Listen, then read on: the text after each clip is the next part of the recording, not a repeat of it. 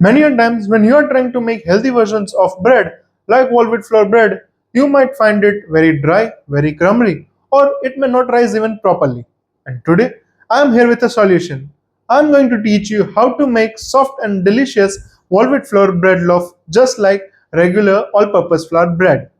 Before we dive into today's recipe, if you are looking to level up your baking game, turn simple ingredients into stunning desserts while mastering professional recipes, then you have come to the right place because that's exactly what I do. And I upload once a week. So if this sounds delicious to you, then don't forget to hit that subscribe button and press the bell icon so you don't miss our weekly uploads. Now, let's dive into our today's recipe.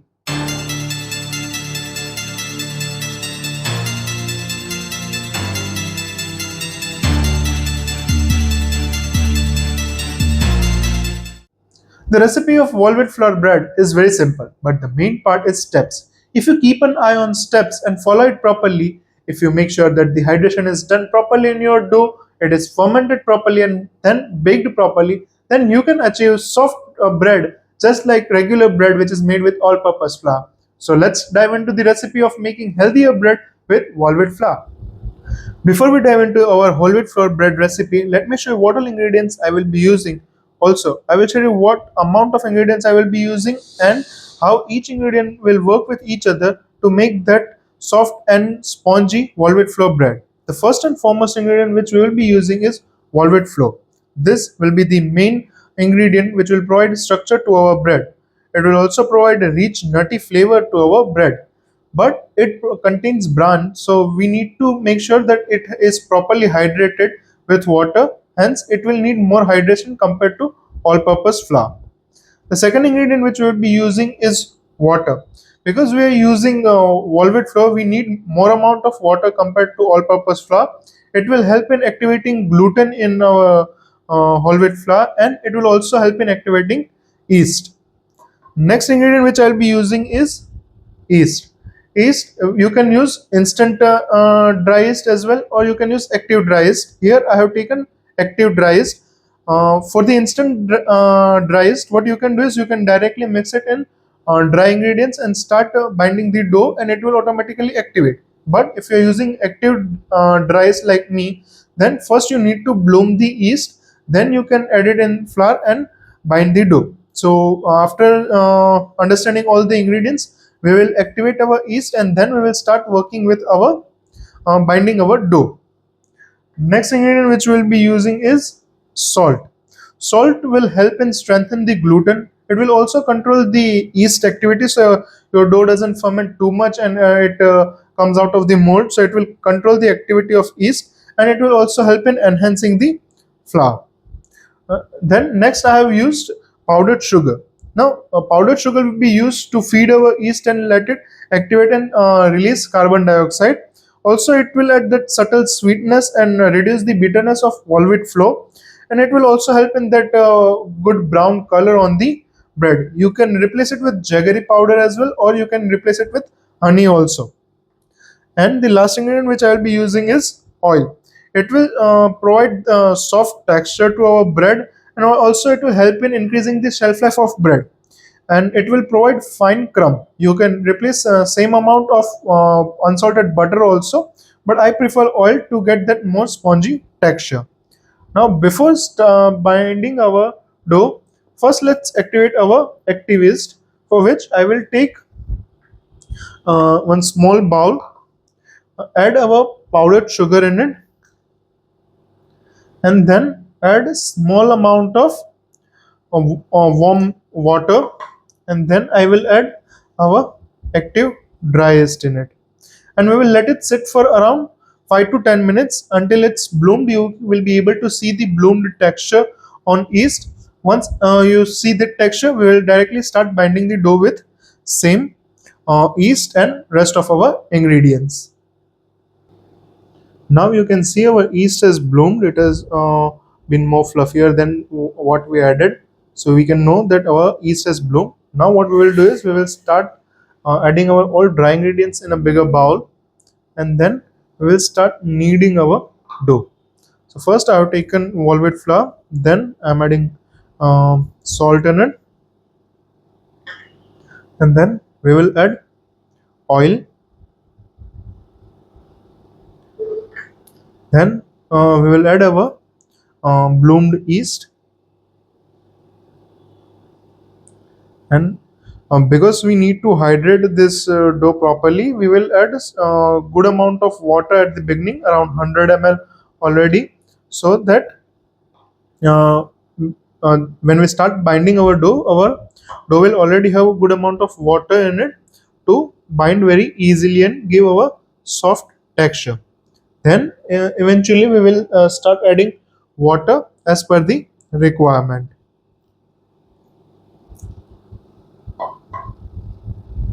Here, the hydration plays very important key role, because if the dough is not properly hydrated, then you will have that rough, dense texture on in your dough bread at the final result.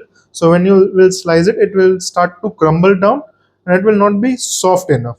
Hence, the hydration is very important for velvet flour breads. Many a time you would have seen the all-purpose flour bread recipe and tried to replicate it. Maybe you would have achieved 80% of same result, but because of the less hydration, you would not be getting the exact same result.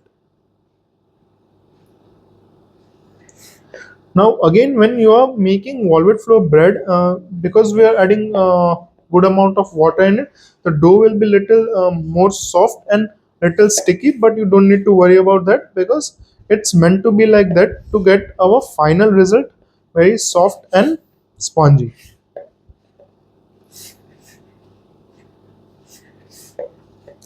You can see our dough has started to come together. I will still add a small amount of water in it.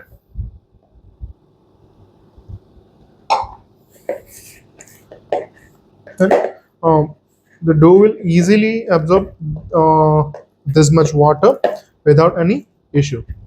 Once everything comes together, we will put bigger ball inside and we will start kneading it on the marble table.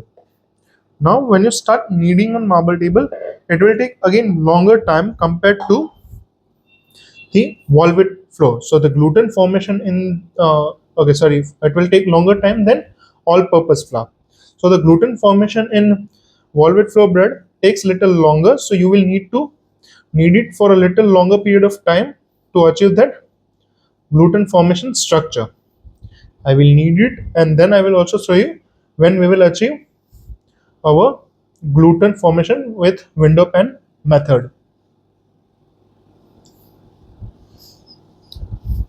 Can see how sticky this is, but once you are kneading it properly and continuously kneading it, it will absorb the water and you will have the soft dough ready for the bread.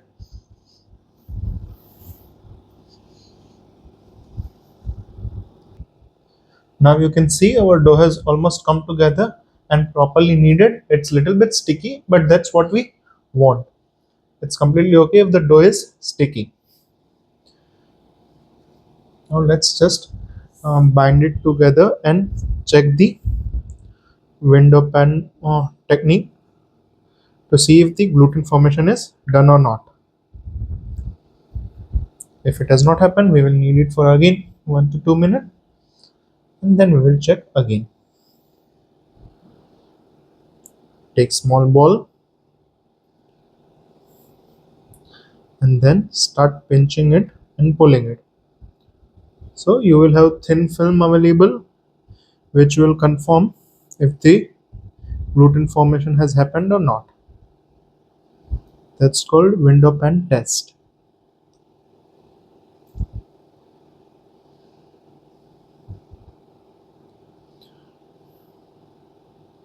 You can see this thin structure here.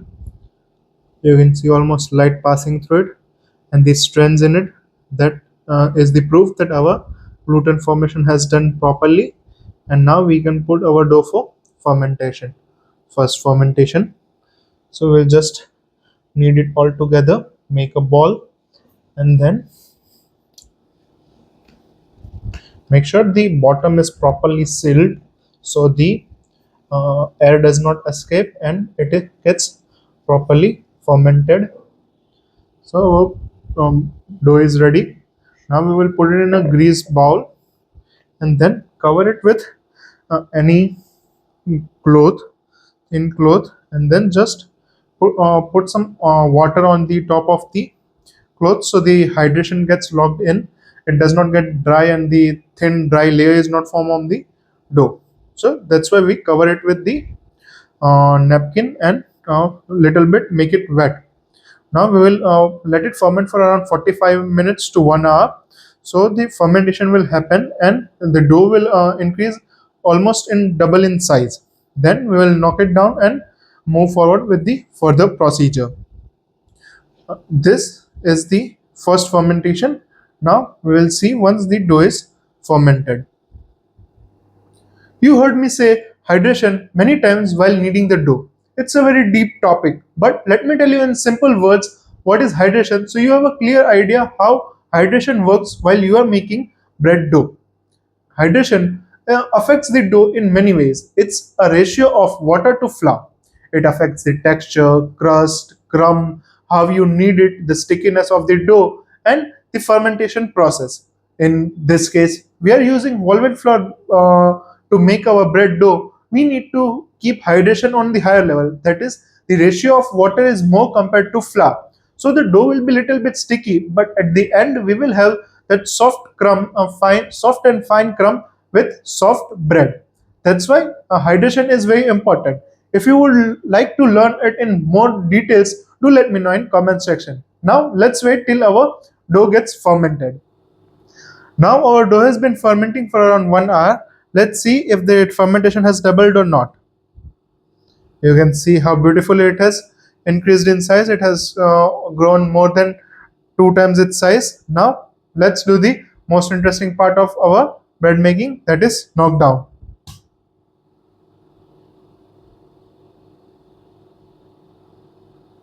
Now simply remove it from the bowl with light hands. Just mix it again properly and then we will put it in our baking mold.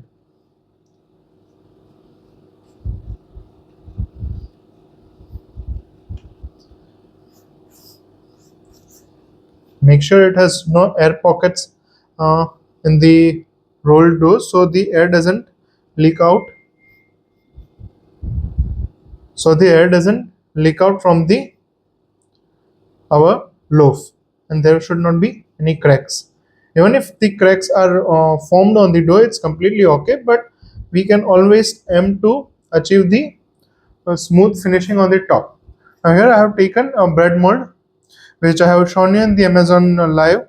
If you have missed out Amazon Live, you can still click on the link below in the description and go watch the Amazon Live. See all the products which I have shared today for the baking and which will make your cooking and baking much easier. So here I have taken this mold and I will just with very light hands pick up our dough and put it in our mold.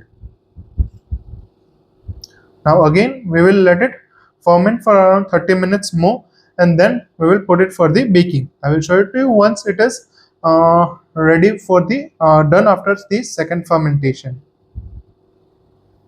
Now I have kept our dough for second fermentation that will happen in the mold itself.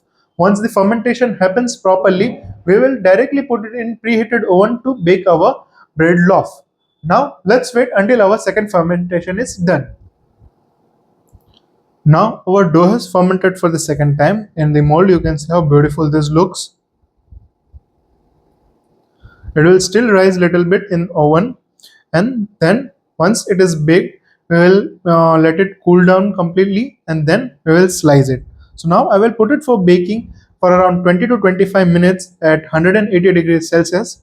I have preheated my oven at 200 degrees Celsius for 10 minutes. Now I will put it for the baking and after 20 to 25 minutes we will have our healthy whole wheat flour bread ready. Until our bread is being baked, if you have any suggestions for our upcoming videos or if any other recipes which you would like to learn from me, then feel free to comment down. Or if you have any queries related to this recipe, then also you can comment in comment section and ask me and I will be happy to see your comments and help you solve your queries. Now our whole wheat flour bread loaf has been baked properly. You can see the beautiful brown color on the top of it. It's still soft I have let it cool down for around 15 to 20 minutes at room temperature. Generally, it is suggested to let it come to room temperature and then still not cut it for another 24 hours. But I will cut it once we unmold it. But you can see after 15 to 20 minutes, still the bread feels so soft and good. Now let's just unmold it and keep it so that we can slice it. Here I have a chopping board and I'm just gonna use a pellet knife to press it in sides and remove the bread very easily.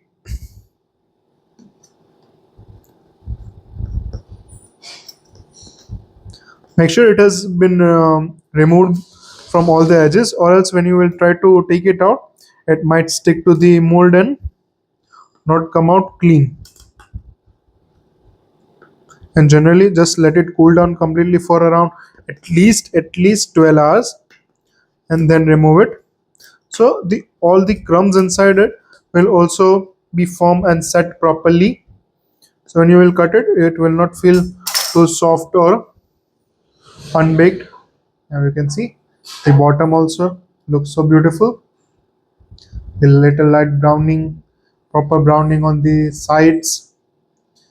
So as I mentioned, that if you follow steps properly and follow the method properly, you can also make very delicious soft bread like all-purpose flour bread. Now let it still come to completely room temperature and then we will slice it. Now our bread loaf has almost cooled down and come to room temperature. Let me slice it and show it to you how it will look from inside.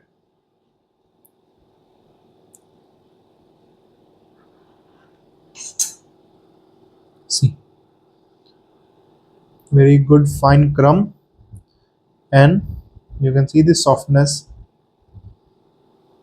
Let's cut one more slice from the middle part.